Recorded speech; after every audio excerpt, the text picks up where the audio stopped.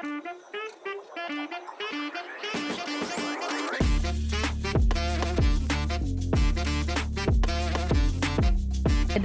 welcome to another episode of CCP Digest. My name is Hilda Natugonza and I'm going to be your host alongside... My name is Etanu and I'm excited to be part of this discussion today. Hello to all the digesters. I'm Maurice, Otage. I'm as well honored to be part of the digest today. Thank you. In today's episode, we dive into Uganda's retirement scheme, and under this retirement scheme, we are going to mainly focus on the two, that is Nssf, which is National Social Security Fund, and Zamara, which is a private entity. That's that simple. Jess is going to tell us what Nssf is and what it means to the viewers. Thank you so much, Hilda. So Nssf, firstly, let's start with understanding what is Nssf in full. Now, Nssf in full is the National Social Security Fund. So this is a compulsory retirement savings scheme for the country as a whole, in which workers, especially in the formal sector, are mandated to save for their retirement. So Nssf is basically where the Ugandan workers pull in their money in order to secure, in order to have financial security at the time of retirement. Thank you, Jesse. So taking you back, in 2024, Nssf declared 13.5 return as the interest they declared as a country. So what do you think, Maurice? How is that important for an average saver? What does that score mean? What is its importance to someone who wants to start saving? I thank you very much, Hilda. Okay. Let me bring an illustration. I give you my 1,000, and then you're going to tell me you're going to give me back with interest of maybe 1,008. That would be like 2,000. Now, Nssf declared a 13.5 interest rate in the savings. That is actually a big amount for we, the savers, because we're going to save our money and then we shall expect more of it in time of harvesting. Thank you. Thank you so much. So he has clearly told us the importance of the value to the people. Like it's the outcome of what you invest. So when you invest, you get interest at the end of the year. That's what the value tries to bring up. And if I'm to add on to what Maurice has said, it is like the savers or people who have Nssf accounts have been able to, let's use this example of 1,000 shillings. If you had 1,000 shillings in your Nssf account, then you have been added 350 shillings in that account. So if you have 10 million, then you have 1,350,000 in that account. So it is a positive return. It's a very impressive return by Nssf and shows that increase in income taking place, especially for those that are saving with the retirement fund. Okay, thank you, Jesse. So I'm going to first delve a bit into Zamara.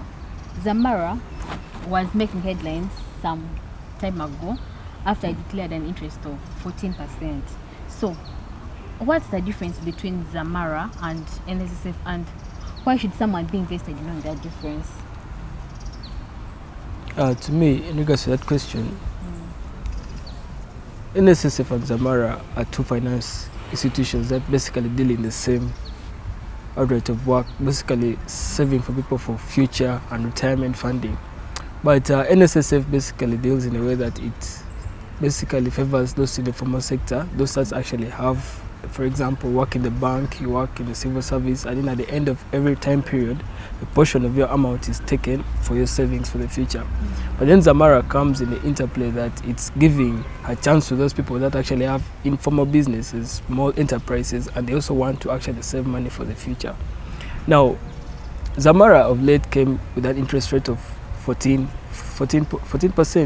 That is actually a big return rate compared to that of Nssf, because now we're looking at the competition between Nssf and Zamara. Now, me assuming I want to save my money, and I'm not saying maybe you should use my ideology, but personally I would see where I can actually get more returns from, because I want to have my future goal and I'm looking at something. Thank you for that. But Yeah. to clear it a bit, also Nssf has another initiative that does not only necessarily care for the formal people. It cares for both the formers and the informers, and that's the Smart Life service. It's a new initiative. So under Smart Life, it is a creation of Nssf which allows people to be able to save, to be able to up their financial bills. To be able to, when you save, you're able to get an interest. Maybe you're targeting for a financial issue. Maybe you want to buy a car, you want to get a mortgage, you want to education, everything. So with this Nssf Smart Life, you save in money on a daily, you can save in weekly, you can save in monthly, and at the end, when you're withdrawing money, you withdraw it with interest. Initially, the whole point was for someone to save from January up to December without withdrawing. But somehow that brought in it was a point of quotation which brought in a bit of question marks in the public. So they lessened it up to, they removed that whole limit. So it is a free savings scheme. To be flexible. To make it flexible. So someone is able to save and they're able to remove their money at any point. It's not limited up to a year. My next question is, why does Nssf invest so heavily in government bonds? Thank you so much for that question.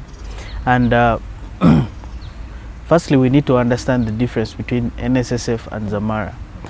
So building on to what Maurice had already said, Nssf, if you're to compare the incomes of the two entities, one is a compulsory saving retirement scheme, then the other is voluntary and privately owned. Nssf has a total of 26 trillion of income. Then you have Zamara with about 1 trillion. So the difference is huge. Nssf is a behemoth. It's a heavyweight.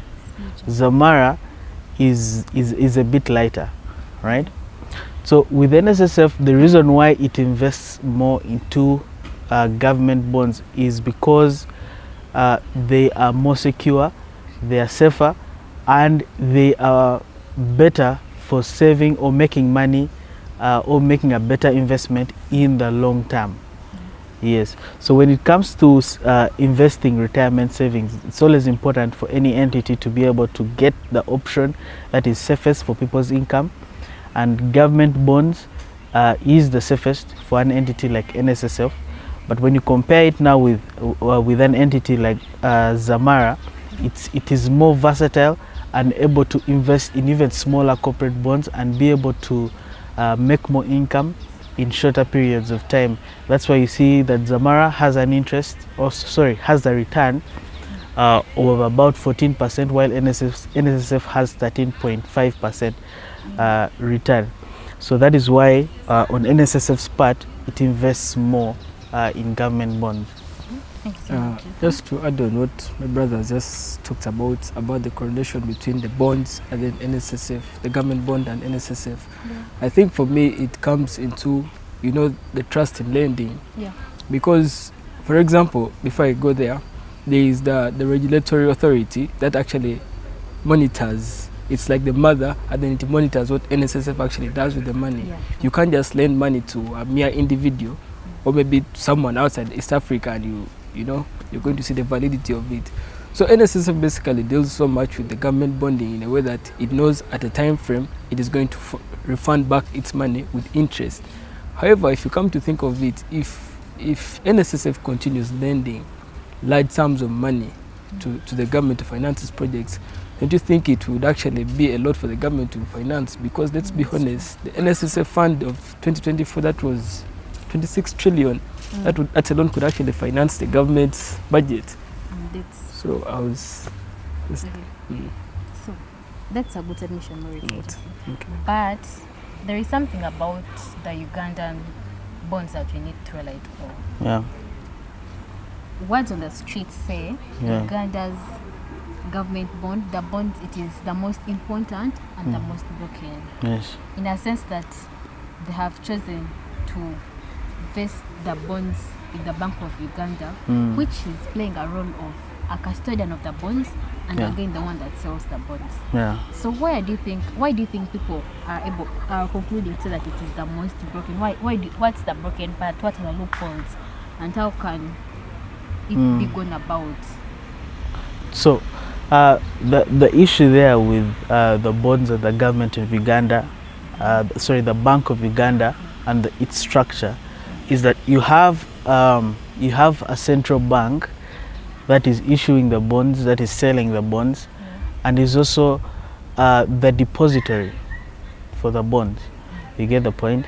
And that comes in as an issue because you require an independent custodian or an independent depository for bonds in order to have a clear and transparent system. Otherwise, the system is tainted with lack of trust from the public especially. So in regards to that, it is important for Uganda in time to come to be able to come up with an independent board that is a depository or a custodian for bonds. Thank you, Justice. So, do you have any tip? I think yes. Then justice today. Okay, thank you so much for listening to our podcast. Please don't forget to like, subscribe, comment. All the positive feedbacks are welcome. Thank you.